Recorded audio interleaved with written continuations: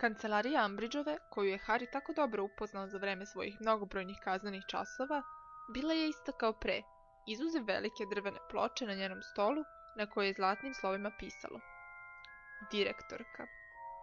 Takođe, njegova vatrena strela i Fredove i Georgeove čistačice, na čiji prizor se trže, bile su okovane lancima i zaključene katancem za debelu gvozdenu alku na zidu iza njenog stola.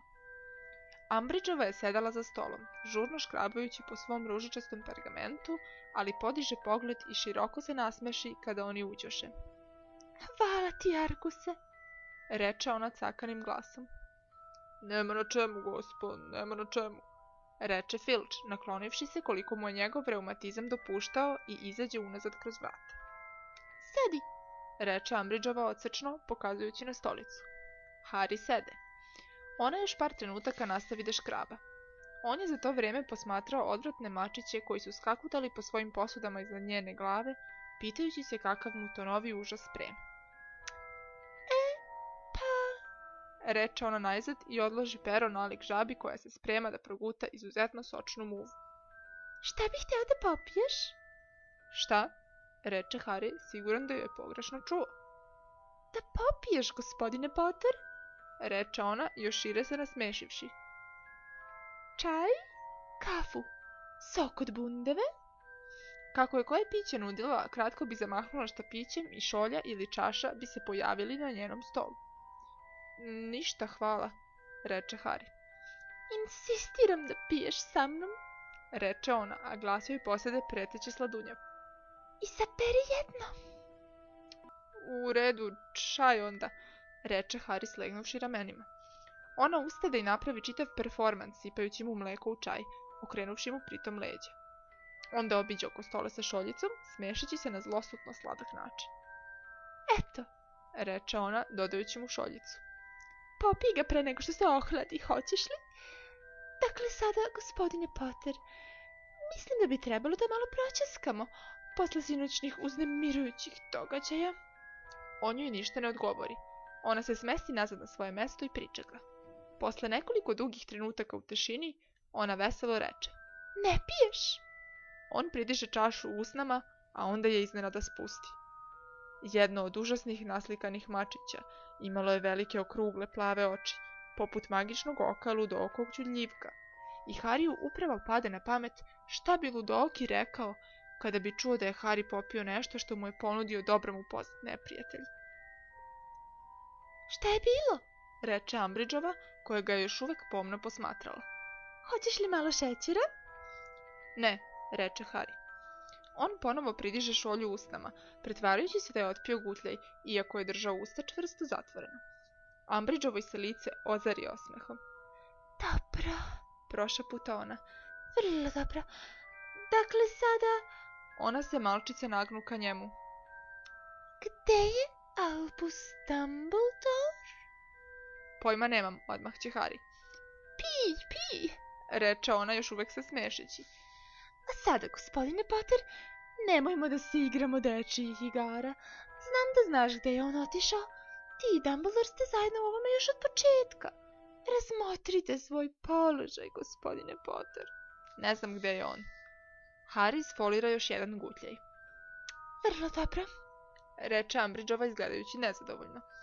U tom slučaju, budi ljubazan i reci mi gde je trenutno prebivalište Siriusa Blacka. Harryu se prevrnu stomak, a ruka kojom je držao šoljicu mu zadrhta tako da šoljica začangrlja na svojoj tacni. On prinese šoljicu ustima, stisnuvši usne i malo vrele tečnosti prosu mu se podori. Ne znam, reče malo prebrzo. Gospodine Potter, reče Ambridgeova. Podsjetit ću vas da sam ja ta koja umalo nisam uhvatila kriminalca Blacka u Gryffindorskom kaminu u oktobru. Savršeno dobro znam da se zastajao sa vama. I da sam imala ikakav dokaz za to, ni jedan od vas dvojice danas ne bi bio na slobodi. To vam obećavam. Ponovit ću, gospodine Potteru, gde je Sirius Black? Nemam blage veze, reče Harry glasno. Pojma nemam. Zurili su jedno u drugo toliko dugo da Harry osjeti kako mu oči suze. Onda Ambridgeova ustade. Vrlo dobro, Potteru. Ovaj put ću ti verovati na reč, ali upozoravam te. Moć ministarstva stoji iza mene. Svi kanali komunikacije sa ovom školom su pod prismotrom. Regulator flu mreže motri na svaki kamin u Hogwartsu, izuzev mog, razume se. Moj inkvizitorski odred otvara i čita svu sovinu poštu koja dolazi i odlazi odavde, a gospodin Filč motri na sve tajne prolaze koji vode iz zamka. Ako pronađe mi trunčicu dokaza, bum! Pod kancelarije zadrhta. Umbridgeova skliznu u stranu, uhvativši se za sto umjesto oslonca, posve šokirana. Šta to bi? Zurila je u vrata. Harry iskoristio ovu priliku da isprazni svoju gotovo punu šoljicu čaja u najbližu vazu sa suvim cvećem. Čuo je ljude kako trče i vrište nekoliko spratova ispod njih. Nazad na ručak, Potteru! Povika Umbridgeova, podigavši štapić i izleti iz kancelarije. Harry joj pruži par sekundi prednosti, a onda pojuri za njom da vidi šta je izvor te silne buke. Nije ga bilo teško pronaći. Samo sprat ispod njih izbio je pravi pandemonijum. Neko, a Harry je imao prilično dobru ideju ko bi to mogao da bude, je pripalio, činilo se, ogroman sanduk pun začaranih vatrometa. Zmajevi, skroz sačinjeni od zelenih i zlatnih varnica, jezdili su hodnicima, ispuštajući vatrene kugle i izazivajući glasne eksplozije dok su proletali. Šokantno ružičasti vatreni vrtuljci, prečnika skoro 2 metra, preteće su fijukali kroz vazduh, nalik mnogobrojnim letećim tanjirima. Rakete sa tragom od sjajnih srebrnih zvezda odbijale su se od zidova. Prskalice su same od sebe iskricama ispisivale psovke po vazduhu. Petarde su poput mina eksplodirale gde god bi Harry pogledao. I umjesto da dogore, nestanu sa vidika ili da se frkćući zaustave, ova pirotehnička čuda kao da su dobijala na snazi i ubrzanju što ih je duže gledao. Filč i Umbridgeova su stajali nasred stepenica, očito ukočeni od užasa. Dok ih je Harry posmatrao, jedan od većih vatrenih vrtuljaka, kao da požele više prostora za manevrisanje, pa se zavrte ka Umbridgeovu i Filču u zloslutno fiu! Oni prestrašeno vrisnuše i čučnuše, a vrtuljak izlete pravo kroz prozor iza njih i odjezdi duž zemljišta. U međuvremenu, nekoliko zmajeva i veliki ljubičasti slepi miš koji se zlokobno dimio, iskoristili su priliku i pobegli na drugi sprat kroz otvorena vrata na kraju hodnika. Požuri, Filč, brzo!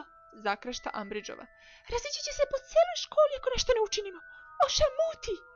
Iz vrha njenog štapića izlete mlaz crvenih varnica i pogodi jednu od raketa. Umjesto da se ukoči u vazduhu, ona eksplodira sa takvom silinom da napravi rupu u slici setne veštice nasred livade. Ova je taman na vreme pobegla i par trenutaka kasnije pojavila se na susednoj slici, gde se nekoliko čarobnjaka koji su igrali karte žurno pridigoše da joj ustupe mesto. Nemoj da ih ošamućuješ, Filč! Povika Umbridgeova ljutito da je svi čuju, kao da je to bila njegova čin. Dobro, direktorko, dahćući reče Filč, koji kao poruga nije mogao da ošamuti vatromete, baš kao što nije mogao ni da ih provuta. On odjuri do najbližeg plakara, izvuče metlu i poče da mlati vatromete po vazduhu. U roku od par sekundi vrh metle je goreo. Harry je dovoljno video. Smejući se, sagnu se što je niže mogao, potrča ka vratima za koje je znao da se kriju iza tapiserije malo dalje niz hodnik i skliznu kroz njih da bi tu zatekao Freda i Georgea kako se kriju, slušajući krike Umbridgeova i Filča, tresući se od potisnutog veselja.